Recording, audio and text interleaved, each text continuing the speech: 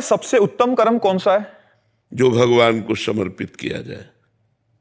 यत करोषि, जो भी कर्म है, उत्तम कर्म वही है जो भगवान को समर्पित किया जाए। अब भगवान के समर्पित के लिए हम गलत आचरण थोड़ी समर्पित करेंगे, पाप कर्म थोड़ी भगवान को समर्पित करेंगे। तो शास्त्र सम्मत कर्म जो भगवान को समर्पित कर दिया गया वही सर्वोत्तम कर्म बन गया।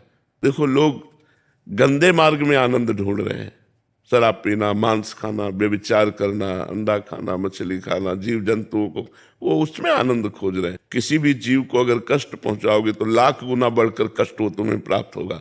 किसी जीव को सुख पहुंचाओगे तो लाख गुना बढ़कर तुम्हें सुख प्राप्त होगा। इसलिए कभी भी किसी जीव को कष्ट ना पहुंचाना। अच्छे आदमी बनो, अच्छे आचरण करो, दूसरों को सुख पहुंचाओ, भगवान का निरंतर नाम जप करो। जीवन की सार बात यही है। अगर बुरे कर्म करोगे तो भगवान को अर्पित नहीं कर पाओगे। बुरे कर्म का बुरा नतीजा, परहित सरिस धर्म नहीं भाई। दूसरों को सुख पहुंचाने जैसा धर्म नहीं है। हम दूसरों को सुख पहुंचाएं, परोपकार करें और वो कर्म भगवान को समर्पित करें।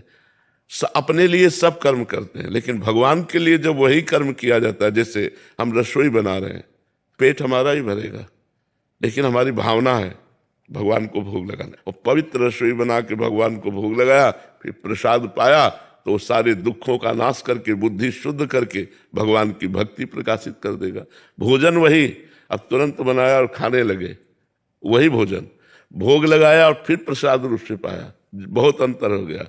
अपने लिए कर्म करना बंधन कारक है और भगवान को कर्म समर्पित कर दिए तो वही मोक्ष प्रदान करने। शाम के भगवान के चरणों में प्रणाम किया। हे नाथ, प्रातः काल जगने से लेकर अब तक हमारे द्वारा जो भी कर्म हुए हैं उनमें जो शारीरिक, मानसिक, वाचिक त्रुटि हुई है, अपराध हुए हैं, प्रभु उनको क्षमा करो और हम पर कृपा करके ऐसी हमें बुद्धि प्रदान करो कि हम कभी आपके विपरीत कर्म ना करें, शास्त्र के विरुद्ध कर्म ना करें। और प्रभु, सारे कर्म हम आपको समर्पित करते हैं। जैसे आपने परिक्रमा की और इसके बाद प्रणाम करके प्रभु को अर्पित कर दिया और बहुत बड़ा लाभ उससे प्राप्त होगा। पर साथ में प्रार्थना मत भूलना कि हमारे शरीर से, हमारे मन से, हमारे वाणी से जो आपके विरुद्ध आचरण बने हो जाने अनजाने में, प्रभु क्षमा कर दो और मेरी बुद्धि को ऐसे शुद्ध करो कि कोई ऐसी गलती ही ना हो, शास्त्र विरुद्ध आचरण ही ना हो, आपके प्रतिकूल आचरण ना हो।